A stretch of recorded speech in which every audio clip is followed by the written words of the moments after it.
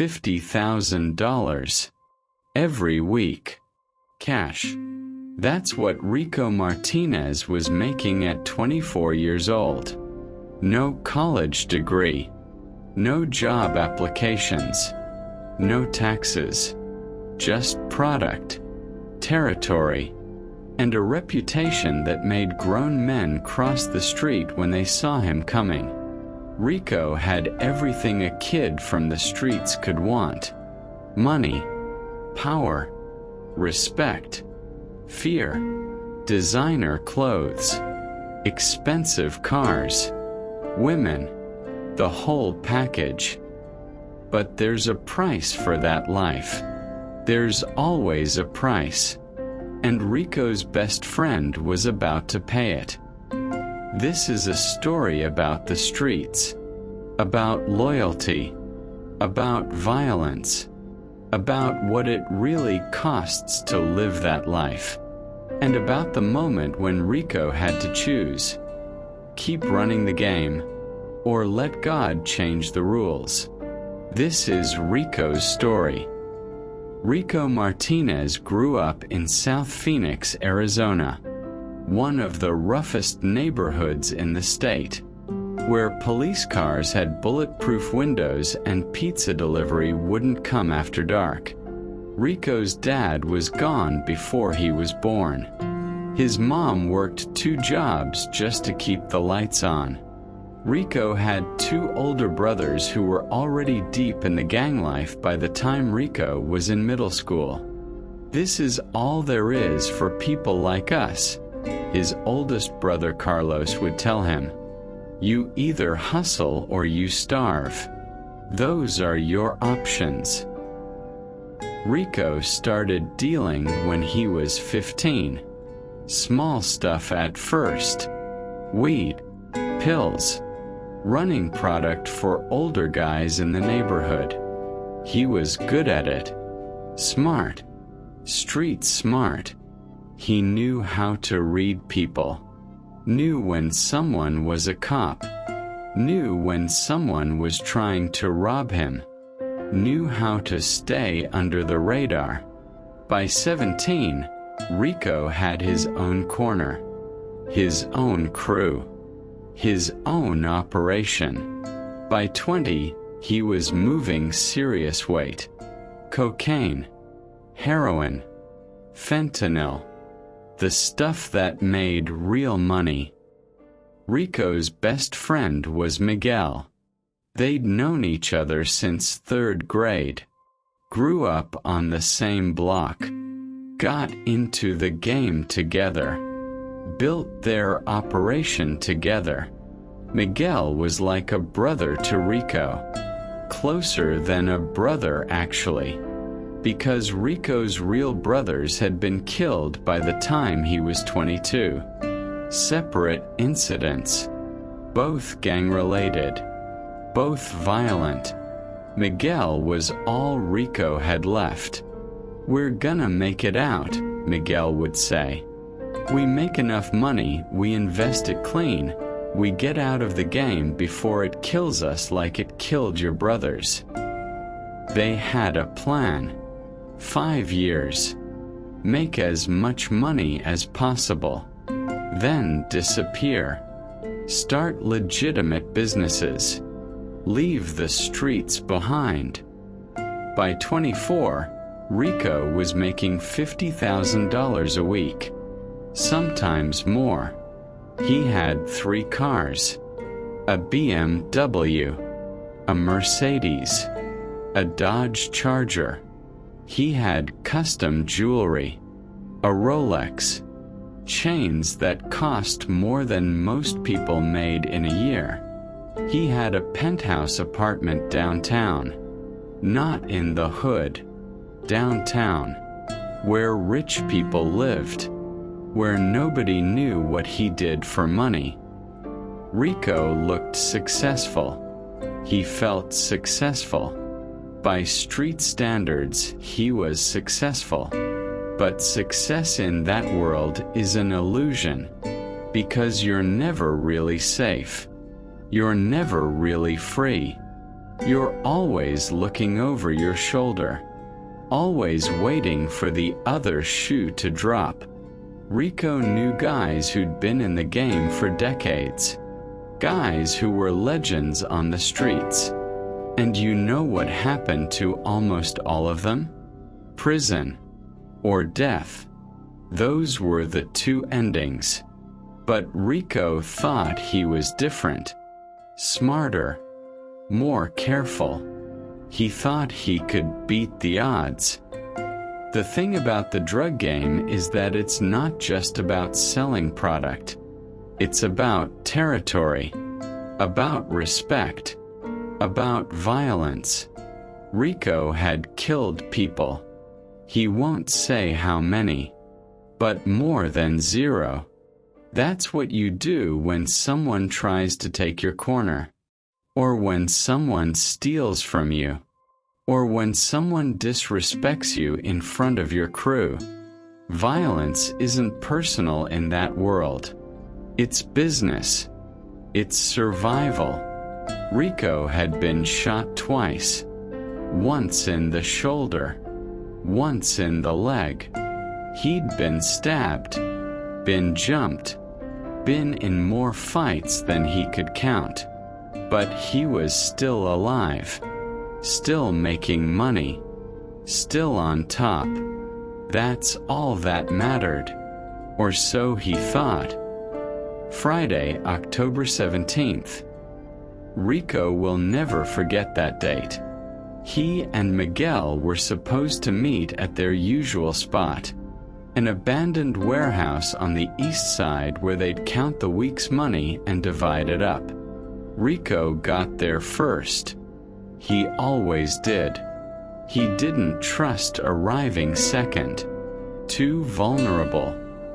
At 9 p.m., Miguel still hadn't shown up. That was unusual.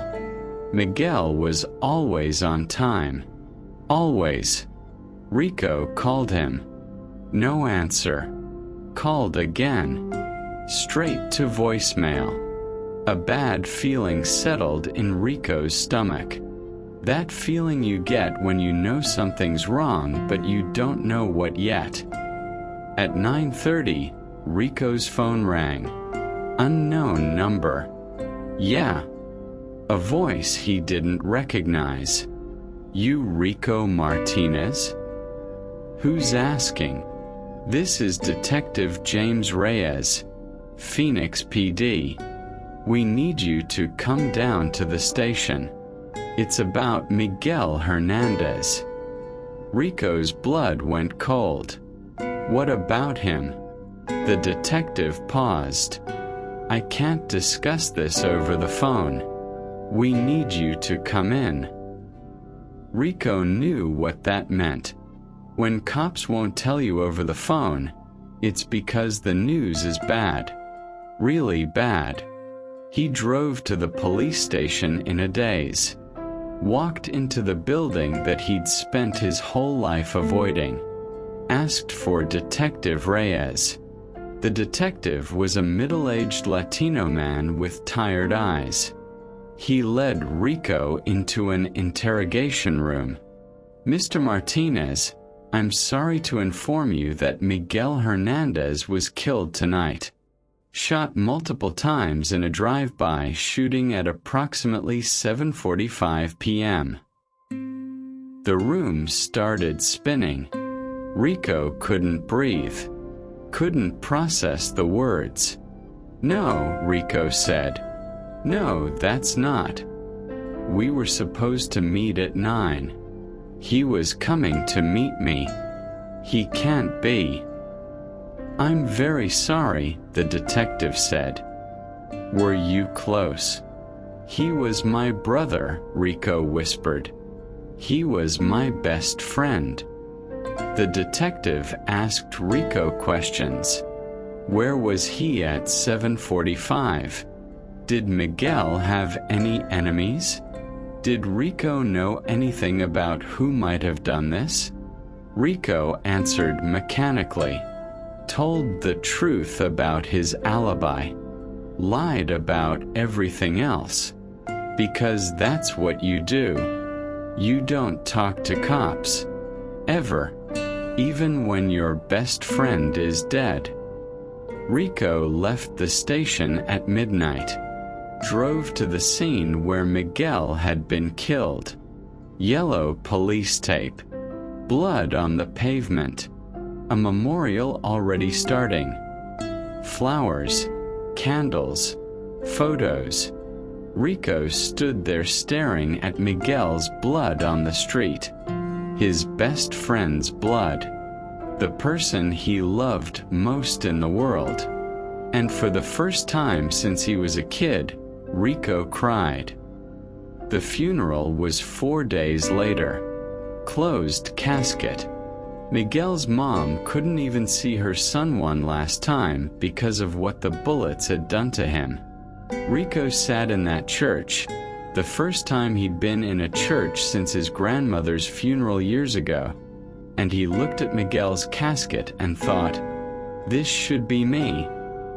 Miguel was the good one, the one with a conscience, the one who wanted out, the one who talked about God sometimes, about redemption, about second chances. Rico was the hard one, the violent one, the one who'd done worse things. Why was Miguel dead and Rico alive? After the funeral, Rico did what he always did when emotions threatened to overwhelm him. He shut them down, got back to business, made more money, moved more product. The streets were saying a rival crew had killed Miguel. Retaliation for something Rico's crew had done weeks earlier. An eye for an eye. Blood for blood. Rico's crew wanted revenge. We need to hit them back, Rico. We can't let this slide. Miguel was one of us. But Rico hesitated. And that hesitation confused everyone, including himself. Because the truth was, Rico was tired, bone tired, soul tired. Miguel's death had broken something inside him. Some illusion he'd been carrying that they could do this forever and be okay. That the violence wouldn't catch up to them. Miguel was supposed to get out. They both were.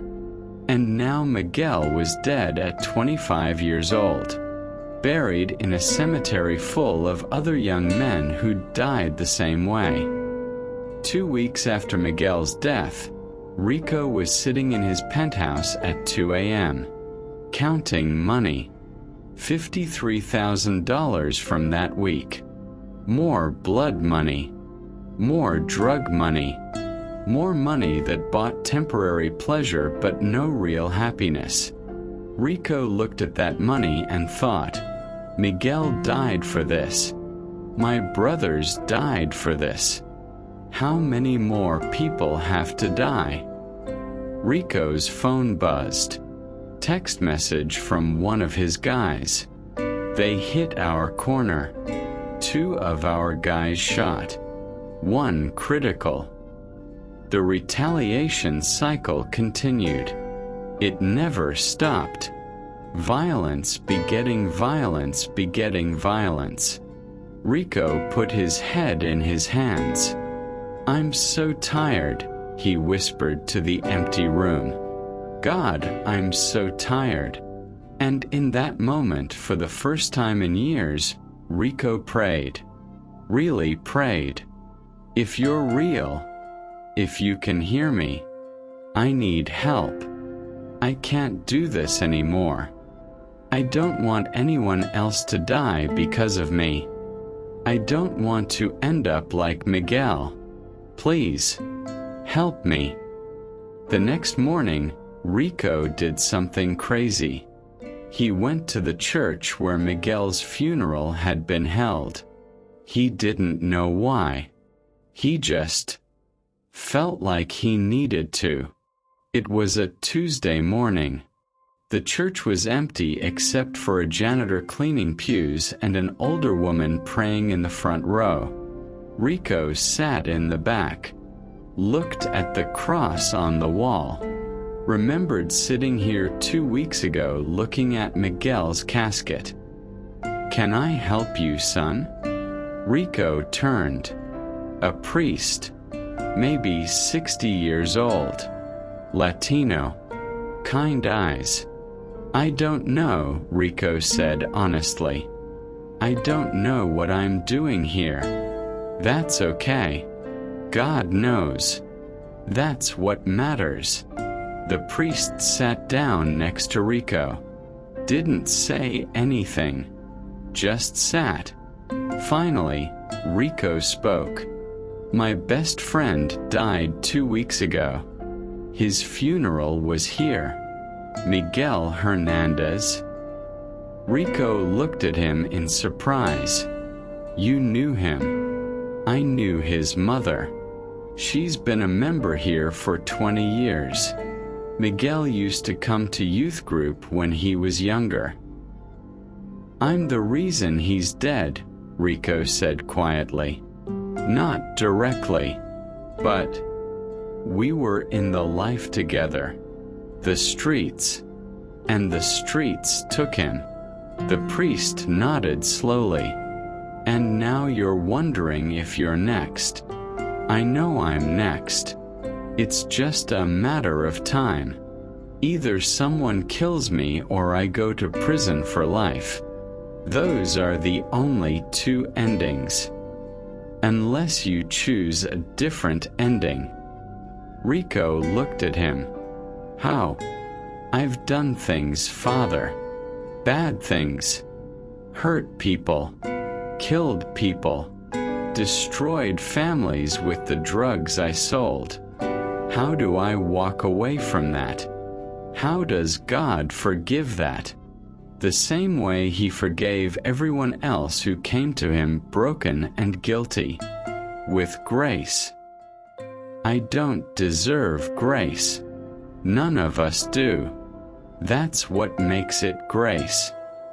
The priest, Father Antonio, talked with Rico for 2 hours. About God. About forgiveness. About redemption. About men who'd done terrible things and found new life in Christ. "You think you're the first drug dealer to walk through these doors?" Father Antonio said. "You think you're the first man with blood on his hands to ask God for mercy? This church is full of redeemed sinners, Rico. That's what the church is. A hospital for broken people." "But what about justice?" Rico asked. "What about all the people I hurt? Don't I need to pay for that?" "Justice and mercy can coexist," Father Antonio said. "Turning to God doesn't erase consequences. You may still face legal consequences. You may still need to make restitution. But eternal consequences? Those can be forgiven. Right here. Right now. If you're willing to surrender your life to Christ." Rico sat in silence for a long time. "If I do this, if I give my life to God, I have to leave the game. I have to walk away from everything. Yes. My crew will think I'm weak, or that I'm snitching. Probably.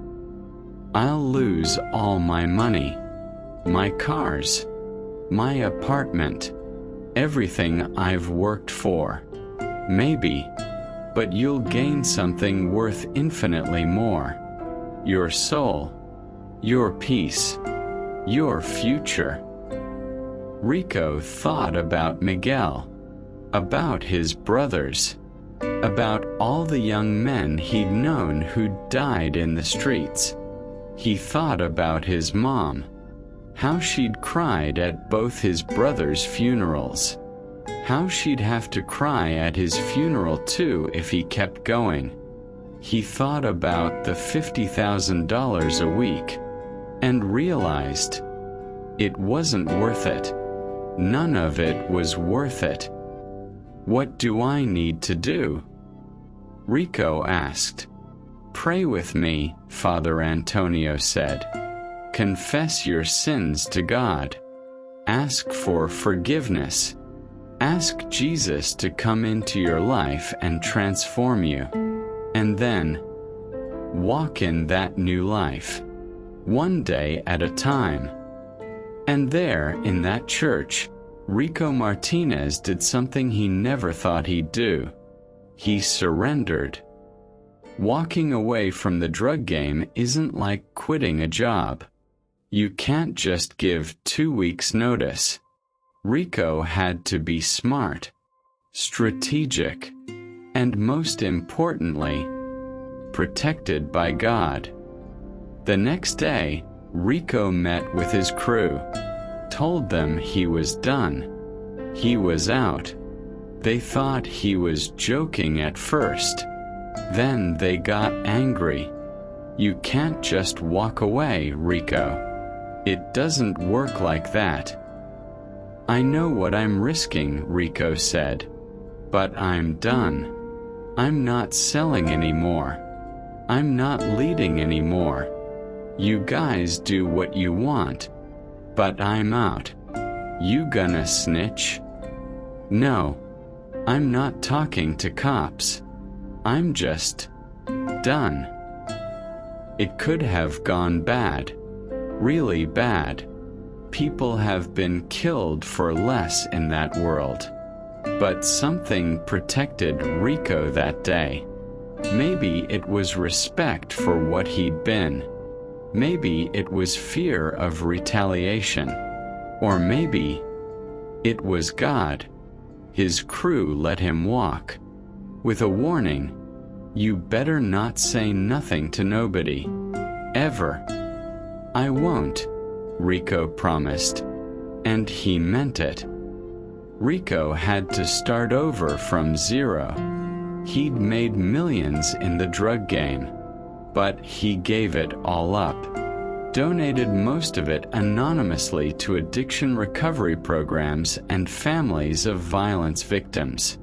Kept just enough to get a small apartment and buy a used car. He got a job in construction, $10 an hour. Barely enough to live on after making $50,000 a week. But it was honest money, and that made all the difference. Rico started going to Father Antonio's church every Sunday, every Wednesday night for Bible study. He joined a men's group, started reading scripture every morning. It wasn't easy. Rico had spent a decade building walls around his heart, becoming hard, becoming violent, learning not to feel. Now he had to learn to be human again, to be vulnerable, to trust, to love. 6 months after leaving the game, Rico went back to the cemetery where Miguel was buried. He stood at Miguel's grave and talked to his best friend. I did it, bro. I got out. I know you wanted both of us to get out, but at least one of us made it. I'm living for both of us now. I'm gonna honor your memory by not ending up next to you, by choosing a different path. I found God, Miguel. Or he found me. I don't know. But I'm different now. I'm not that person anymore. The person who chose violence, who chose money over everything. I'm trying to be better, to be who God made me to be instead of who the streets made me. Rico knelt by the grave. I miss you every day, brother. Every single day. But your death wasn't meaningless. It woke me up. It saved my life. So thank you for being my friend, for being my brother, for dying so I could choose to live differently. Today, Rico is 30 years old, 6 years clean from the streets. He works in construction still, but now he's a foreman, making honest money, paying taxes, building things instead of destroying them. He's married now, to a woman he met at church. They have a baby daughter. Her name is Hope. Rico volunteers with at-risk youth, kids who are where he was, on the edge, about to make the choice between the streets or something different. I won't lie to you, Rico tells them. The street life looks good from the outside. Money, power, respect. I had all that. I was making $50,000 a week by the time I was 24. But you know what I didn't have? Peace, joy, a future. Everyone I loved was dead or in prison, and I was next. That was guaranteed. God gave me a second chance when I didn't deserve one, when I'd done things that should have disqualified me from grace. But that's not how God works. He doesn't give up on people, even people like me, maybe especially people like me. So I'm here to tell you, there's another way. It's harder. It pays less. But you get to live, really live, with purpose, with peace, with God. Not every kid listens. Some of them look at Rico and see a sellout, someone who got soft, someone who quit. But some of them hear him, and their eyes light up. And Rico knows. He knows that same hope that saved him is taking root in them. Rico still thinks about Miguel every day, about his brothers, about all the guys he knew who didn't make it out. He thinks about the life he left behind, the money, the power, the respect, and he doesn't miss it, not even a little. Because he found something better, something that actually lasts. He found God, and God gave him a life worth living. Rico Martinez made $50,000 a week selling drugs. He had everything the streets could offer, until his best friend was killed. And Rico realized it was all an illusion. All temporary, all ending in death or prison. Maybe you're in the game right now. Maybe you're making money. Maybe you have respect. Maybe you think you're different, that you'll beat the odds. Let me tell you something Rico learned the hard way. You won't. Nobody beats the streets. The streets always win. The only winning move is to walk away. And I know what you're thinking. I can't walk away. I've done too much. I've hurt too many people. God could never forgive me. That's a lie. God forgave Rico. And Rico killed people, destroyed families, sold poison that ruined lives. If God can forgive that, He can forgive anything. You don't have to wait until your best friend dies. You don't have to wait until you're staring at a casket. You can choose differently right now. Walk away. Surrender to God. Start a new life. It won't be easy. You might lose everything you've built. You might face consequences. But you'll be alive. And you'll have hope. Rico walks free today. Not because he's lucky, but because God gave him a second chance. And God's offering you the same chance right now. The question is, will you take it?